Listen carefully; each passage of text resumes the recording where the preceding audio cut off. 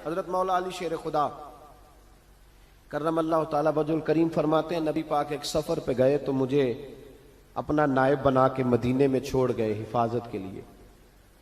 मेरी बातों की समझ तो आ रही है ना आप हजरात को?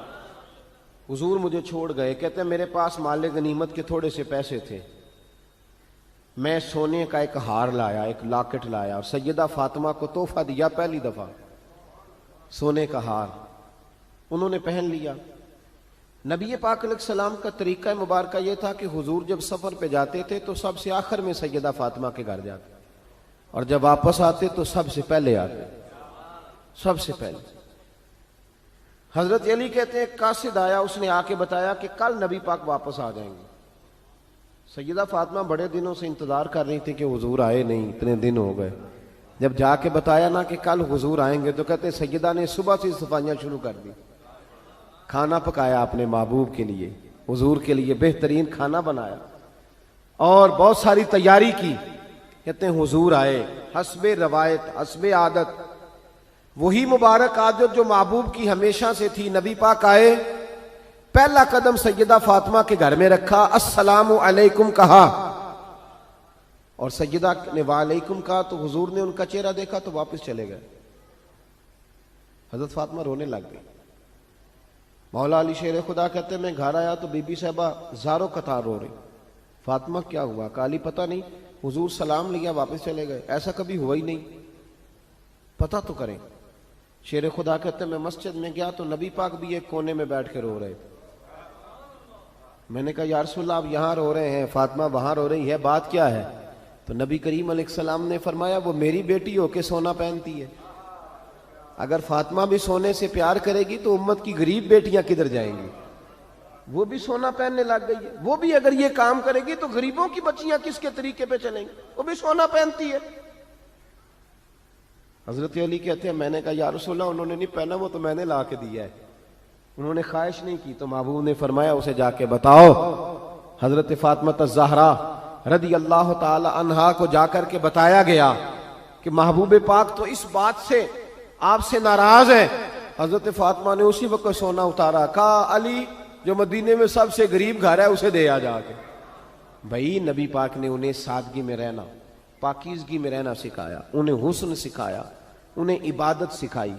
नबी पाक अलैहिस्सलाम, ये तो सारी दुनिया बयान करती है कि इमाम हुसैन नबी पाक के कंधे पे बैठ जाते थे सजदे के आलम में तो 72 तस्बीहें हुजूर पढ़ते थे। पता है हुजूर सिखाते क्या थे? नबी पाक इमाम हुसैन को सजदा करना सिखा रहे थे। हुजूर सजदा करना सिखा रहे थे, सजदा सजदा करना। पूरे करबला में, पूरे करबला के वाक़े में किसी जगह भी इमाम हसन और इमाम हुसैन ने किसी एक मकाम पे भी यजीदियों से कोई मुतालबा नहीं किया, कोई बात नहीं मनवाई, का जो तुम्हारी मर्जी। एक बात सिर्फ की, एक गुजारिश, तवज्जो है मेरी बात पर? एक बात सिर्फ की, एक मुतालबा रखा। जब 9 मुहर्रम को अमर बिन साद ने, शिमर ने, इन सब ने कहा ना कि हुसैन या अब बात खत्म हो गई, या बैत करो या जंग करो, तो इमाम हुसैन ने फरमाया मुझे एक रात की मोहलत दो। अली के बेटे मोहलत मांग सकते हैं? बोले ना यार, मोहलत मांगते थे वो, क्या जरूरत थी? इमाम हुसैन ने फरमाया मुझे मोहलत दे, एक रात रह गई है, मैं राज राज के सजदे करना चाहता हूं। सजदों के लिए मोहलत मांगी, सजदों के लिए। तवज्जो है मेरी बात पर? महफिलें लंबी, नमाजें छोटी। 24 घंटे आप किसी को बिठा लें बाहर, वो बैठा रहेगा, गप्पे लगाएं, नमाज का टाइम होगा तो पता नहीं क्या हो जाता है, लोगों दौड़ गए, ओहो नमाज पढ़नी पड़ जाएगी। ऐसे लगता है जैसे को बहुत मुश्किल मरहला आन पड़ा। भाई करबला वालों का तो पैगाम ही नमाज है, उनका तो तरीका ही नमाज है। इमाम हुसैन ने कहा एक रात की मोहलत, फकत इसलिए कि मैं खुल के नमाजें पढ़ लूं। सारी रात बड़ी बातें थी ना, बड़ी बातें। सैयदा ज़ैनब से दुख सुख कर सकते थे सारी रात, इमाम ज़ैनुल आबिदीन को बड़ी बातें बता सकते, बड़ा कुछ हो सकता था। लेकिन इमाम ज़ैनुल आबिदीन कहते हैं सारी रात हुसैन इब्ने अली ने सर सजदे से नहीं उठाया। चल तू इस तरह कर, इमाम हुसैन तो सारी जिंदगी सारी रात पढ़ते रहे ना, तू चल एक रात की इबादत कर उनके नाम पर, एक रात सारी जाग। नहीं ना तुसी हाँ की थी, एक रात कही है मैंने, बड़ा मुश्किल है हमारे लिए। आप यकीन करें मुसल्ला, और फिर किसी ने हमें कान में बता दिया कि तुसी निस्बत आले हो, तुसी बख्शे हो। कोई पक्की गल दस गया।